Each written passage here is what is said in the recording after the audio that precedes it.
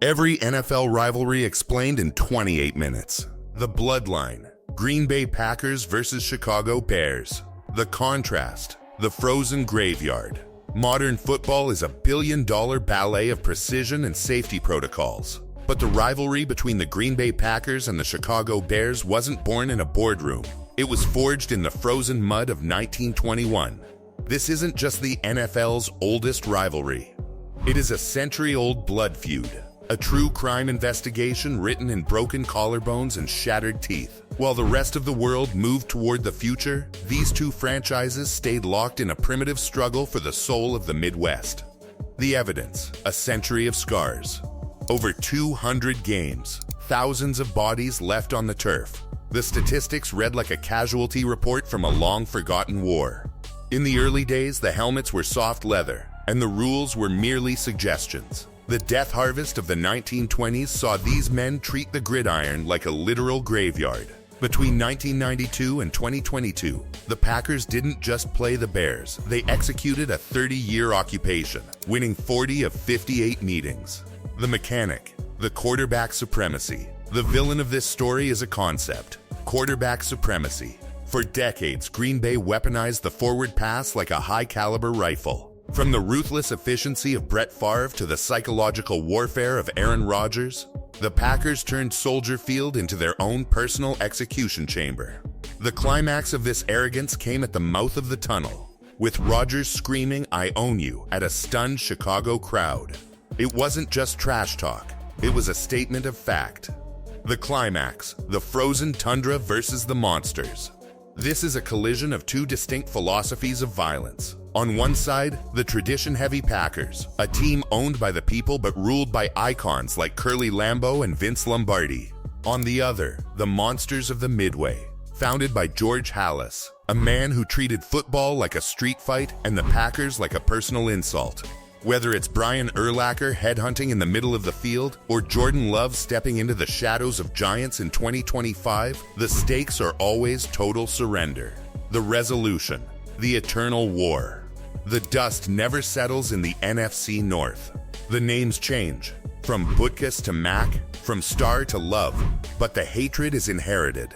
The NFL was built on this wreckage. They don't just play for a trophy. They play to ensure the other side remembers their place in the dirt. 2. The meat grinder. Baltimore Ravens versus Pittsburgh Steelers. The contrast. The disrespect of the new age. The Ravens and Steelers are the new brutality. This isn't a rivalry based on geography or history books. It's a rivalry based on a mutual desire to see the other person leave on a stretcher. Since the late 90s, the AFC North hasn't been a division. It's been a meat grinder. While the rest of the league transitioned into a touch football era of player safety, Baltimore and Pittsburgh stayed in the trenches. The evidence, the collision count. The 2000s turned this matchup into a must-watch snuff film. You didn't watch for the touchdowns, you watched for the car crashes. Ray Lewis, Ed Reed, and Terrell Suggs, men who played defense like they were hunting for a bounty. On the other side, Troy Polamalu, James Harrison, and Hines Ward. Players who treated every snap like a chance to end a career. Every play felt like a season-ending hit. The mechanic, the smash-mouth mirror. The villain here is the mirror image. These teams are identical twins who hate what they see in the reflection. They both build from the inside out. They both value elite defenses over flashy superstars. They both play smash-mouth football, a literal interpretation of using one's helmet as a battering ram. It didn't matter who was under center, whether it was Roethlisberger versus Flacco or Lamar versus the Steeler defense. You were in for war. The climax, the playoff slugfest. The true violence happens in January. Every playoff meeting between these two has been a slugfest in the most literal sense.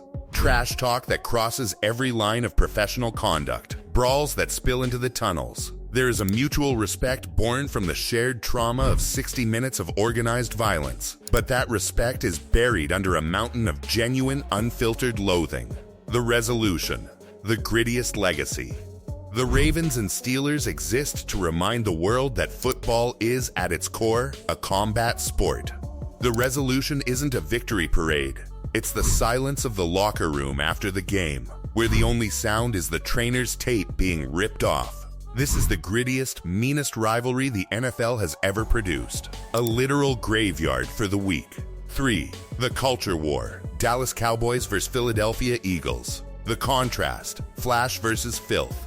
The rivalry between the Dallas Cowboys and the Philadelphia Eagles is a visceral culture war. It's the silver and blue glamour of Dallas, the self-appointed America's team, colliding with the gritty, blue-collar rage of Philadelphia. One side is a choreographed spectacle, the other is a riot, waiting for a reason. The evidence. The bounty in the body bag. The history is soaked in vitriol. From the Bounty Bowls of 1989 to the 44-6 demolition in 2008, the history is a ledger of humiliation. This is the fan base that greeted Cowboys fans with batteries and verbal warfare. In 2022, Dallas put up 51 points on the Eagles, adding another layer of scar tissue to a relationship defined by mutual disgust. The mechanic, the slogan of arrogance. The villain is the phrase, America's team. To the city of Philadelphia, that moniker is an act of corporate arrogance that demands a violent response. The Eagles have spent decades attempting to tear that star off the helmet, using their defense to turn flashy quarterbacks like Tony Romo into cautionary tales. They don't just want to win, they want to expose the Cowboys as a hollow myth. The climax, the parking lot warfare. The climax occurs outside the lines. While players trade hits, fans engage in verbal and physical warfare. In Philadelphia, they don't just boo, they weaponize the environment. Literally, Cowboys fans have been jumped in the parking lots of Philly. It is a high-stakes struggle for territorial dominance that never misses a chance to throw shade. The resolution, the eternal grudge. This rivalry offers no peace treaty. Whether it's a 51-point blowout or a last-second field goal, the result is only ever a temporary reprieve from the hatred. It is a permanent fixture of the NFC East, a cycle of glamour and grit that keeps the death harvest alive. 4. The Dynasty Collision. Dallas Cowboys vs. San Francisco 49ers. The contrast, the aristocracy of excellence. The Cowboys and 49ers are locked in a struggle for absolute dominance. This is the NFL's heavyweight title fight. It is a rivalry of dynasties, where the regular season is a mere formality and the true Super Bowl is usually played in the NFC Championship game. The evidence. The postseason graveyard. 9 playoff meetings. 3 consecutive NFC Championship games in the 1990s. The 1981 showdown culminated in the catch, a moment of athletic grace that signaled the death of the Cowboys' 70s dominance. In the 90s, they traded NFC championships like heavyweight boxers. As of 2025, the all-time series is tied 21-19, with the 49ers leading the charge. The mechanic, the de facto Super Bowl. The villain here is the standard of perfection. Both teams operate under the weight of 5 Super Bowl rings. The 49ers have met the Cowboys twice in the last 3 postseasons, and they won both. San Francisco has become the literal executioner of Dallas's modern playoff hopes. The climax. The star on the helmet. The climax is the visual of the 49ers standing on the Cowboys' midfield star. From the 1994 concussion game that knocked Troy Aikman out of the title race, to the recent defensive masterclasses by Brock Purdy's squad, the intensity has never waned. It is a rivalry that demands excellence and punishes the slightest weakness with historical erasure. The resolution. The face of the NFC. The Cowboys and 49ers are the measuring stick of the conference. Their resolution is written in silver and gold, a legacy of high-stakes gambling where the winners are immortalized and the losers are left to wonder, what if? 5. The nuclear fallout. Las Vegas Raiders vs. Kansas City Chiefs. The contrast, the outlaw versus the establishment. The rivalry between the Raiders and the Chiefs isn't a game, it's nuclear fallout. It is the story of the silver and black outlaws led by Al Davis against the establishment excellence of the Chiefs. This feud started in the old AFL and quickly spiraled into a decade of bench-clearing brawls. The evidence, the bench-clearing ledger. Kansas City leads the all-time series 75-55-2. In the 1969 AFL Championship, Kansas City beat Oakland to go to the Super Bowl, a wound Al Davis never allowed to heal. From personal fouls that looked more like criminal charges to the fans at Arrowhead or the Coliseum, this is the most hostile rivalry the NFL has ever seen. The mechanic, the Al Davis vendetta. The villain is Al Davis. He viewed the Chiefs as an enemy that required total destruction. Since Patrick Mahomes took over, the Chiefs have dominated the scoreboard, but the hatred never left. The Raiders still view the Chiefs as the enemy, and Chiefs fans live to humiliate Las Vegas in their own house. The climax, the nuclear tension. The climax is the violence on the field. From brawls to late hits, these games were nuclear. Even with Mahomes throwing darts, the Raiders play with a criminal intensity, looking for any chance to spill the blood of the division leaders. The resolution, the blood of the AFL. The resolution is the survival of the AFL spirit. This is the NFL's most hostile territory, a literal graveyard for the weak of heart, where the scoreboard is only half the story. 6. The corridor of chaos. New York Giants versus Philadelphia Eagles. The contrast, the aristocracy versus the insurgency. The Giants and Eagles are locked in a century-old war for the I-95 corridor. It's the big blue establishment colliding with the feral intensity of Philadelphia. Since 1933, they have been beating each other into the dirt. The evidence, the miracle of misery. Philadelphia leads the all-time series 96-89. Since 2014, the Eagles are 17-4 against the Giants, a statistical massacre. The miracle at the New Meadowlands in 2010, where Deshaun Jackson walked off a punt return, lives in highlight reels forever as a moment of pure Giant misery. The mechanic, the war of attrition. The villain is the proximity. These fan bases share the same air and the same hatred. Philly fans are ruthless, reminding Giants fans of every loss. But the Giants have had their moments, ruining Philly's playoff hopes in 2006. The climax, the battle for the East. Every meeting is a war of attrition. The fans treat a regular season win like a Super Bowl. It is a high-stakes struggle where one team is always looking to humiliate the other in front of a national audience. The resolution, the inherited hate. The resolution is a legacy of perpetual violence. Some grudges are written in stone and paid for in blood. This is the NFC East's most consistent death harvest. 7. The Great Betrayal. New York Jets versus New England Patriots. The contrast. The Empire versus the Exile. The Jets and Patriots are a true crime investigation into the nature of betrayal. In 2000, Bill Belichick resigned as the Jets head coach after just one day, taking the Patriots' job instead. It was an act of treason that changed the NFL forever. The evidence: 2 decades of dominance. New England leads the all-time series 75-56. The Jets literally went 7 years without beating the Patriots, finally breaking the streak in 2023. From the Spygate scandal to the 2010 playoff upset where Rex Ryan stunned the 14-2 Pats, the history is a ledger of pain and revenge. The mechanic, the Spygate scandal. The villain is the system.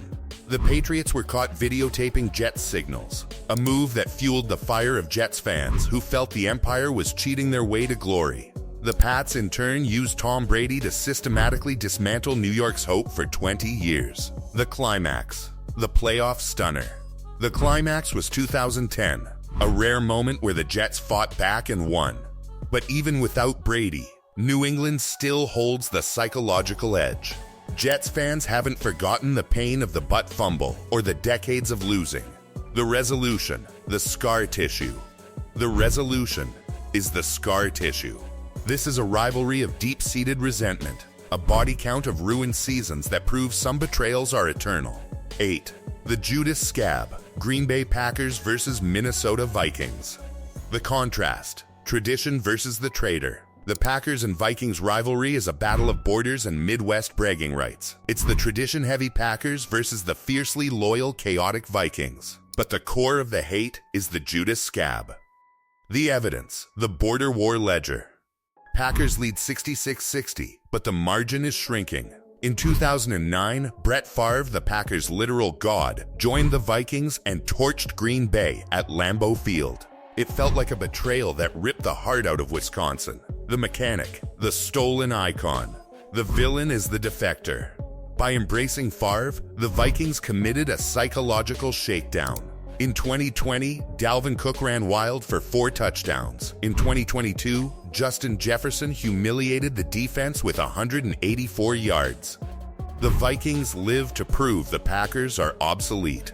The climax, the Lambeau torch. The climax is the visceral reaction of the crowd when a former hero returns in the enemy's colors. With Jordan Love's rise in 2024 and 2025, the Packers are trying to re-establish the hierarchy, but the Vikings remain the ultimate spoiler. The resolution, the frozen grudge. The resolution is a permanent state of border town hostility. This is a rivalry paid for in the currency of betrayal. 9. The Pacific Meat Grinder, San Francisco 49ers versus Seattle Seahawks. The contrast, the Tech Haven versus the Trench War. The 49ers and Seahawks peaked in the 2010s, but the fire hasn't cooled. It took off when Jim Harbaugh and Pete Carroll brought their college beef from Stanford versus USC straight to the pros. It was a scorched earth campaign for the West Coast. The evidence, the Legion's toll. Seahawks lead 31-23. The 2013 NFC Championship game is the literal peak. Kaepernick's pass tipped by Richard Sherman, sealing a Super Bowl trip. Sherman's post-game rant was a psychological shakedown that defined an era of Legion of Boom dominance.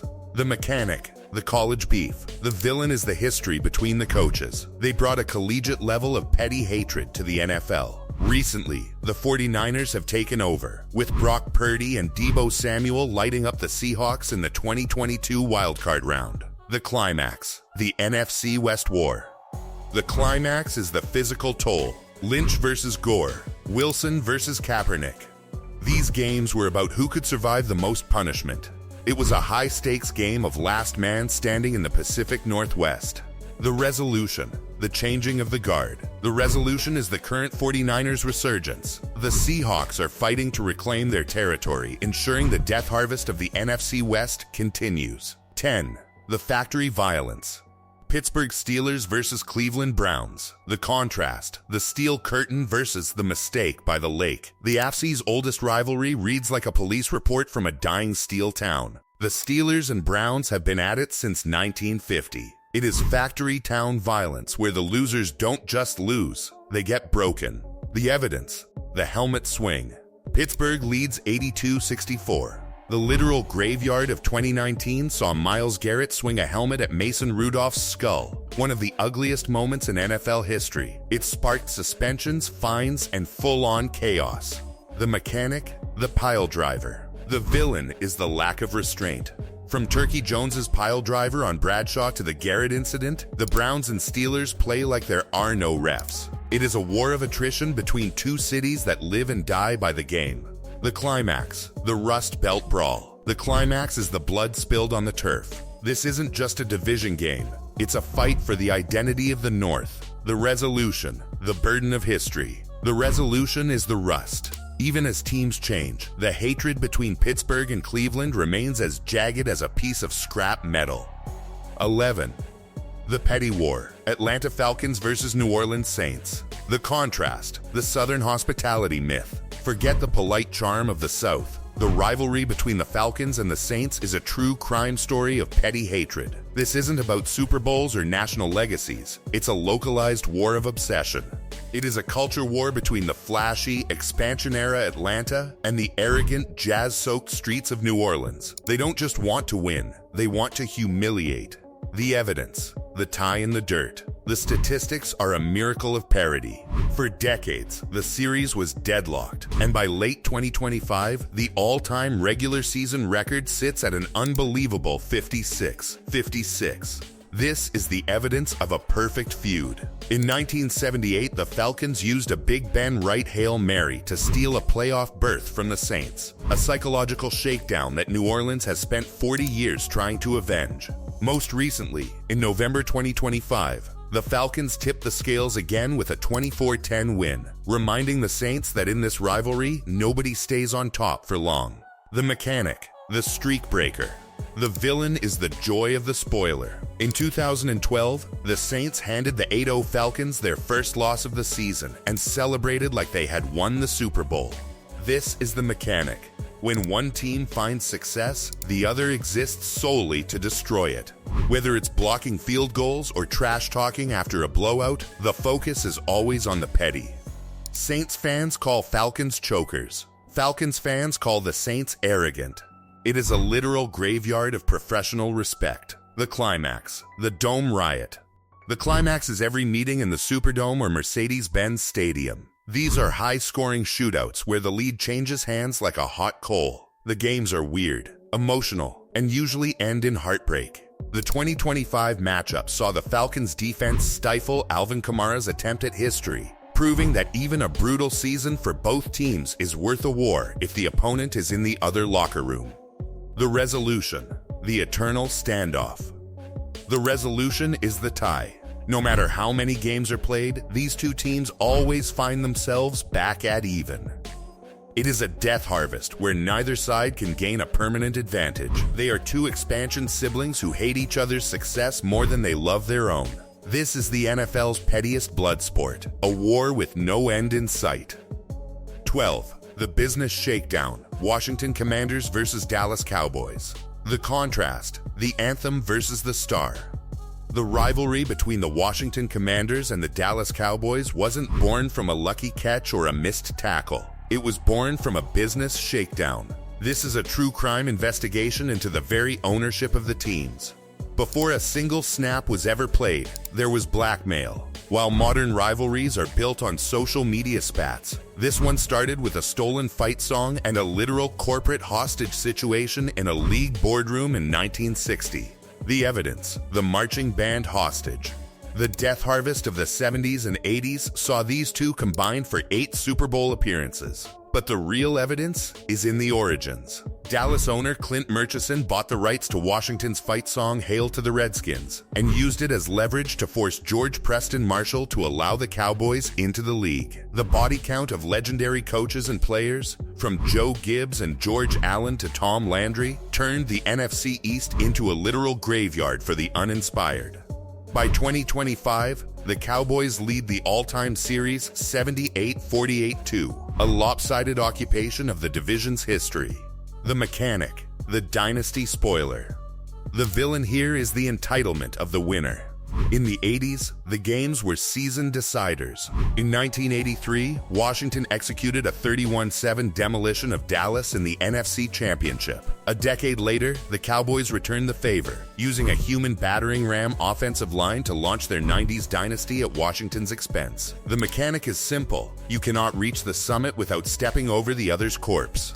The climax, the Thanksgiving massacre. The climax is the annual ritual of Thanksgiving Day.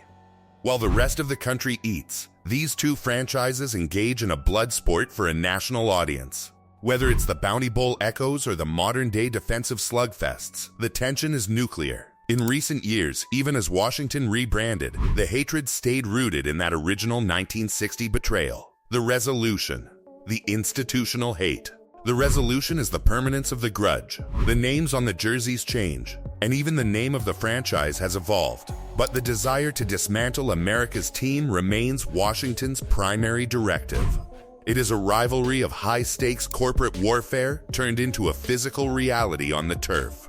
13. The Monday Night Miracle, Miami Dolphins versus New York Jets. The contrast, the swagger versus the perfection. Miami and New York don't share a border, but they share a death harvest of spite that has burned for over 50 years. This is the culture war between the flashy, sun-soaked excellence of Don Shula's Dolphins and the gritty, Broadway swagger of Joe Namath's Jets. It is a rivalry that specializes in the unthinkable. A series of true crime moments where games that should have been over were resurrected in the dark of night. The evidence, the fourth quarter resurrection.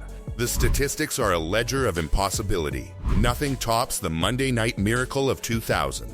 Miami was up 30-7 going into the final quarter, a lead that should have been a literal tomb for the Jets. Instead, it became a 40-37 overtime execution by New York. The all-time series reflects this chaos, with a razor-thin margin that fluctuates with every passing season. By June 2025, the tension remains as high as ever, with the Jets breaking a decade-long cycle of New England pain only to find Miami waiting with a cold punch of their own. The mechanic, the spiteful successor. The villain in this narrative is the successor's revenge. In 2008, Brett Favre joined the Jets just in time to face the man he replaced in New York, Chad Pennington, who had been discarded for the legend. Pennington didn't just play, he delivered a psychological shakedown, leading Miami to a Week 17 win that stole the division and left the Jets in the dirt. This is the mechanic. The personal slight is always more important than the trophy. The climax, the AFC East cage match. The climax is the biannual shootout. These aren't defensive grinds. They are high-stakes gambling sessions where the lead is never safe.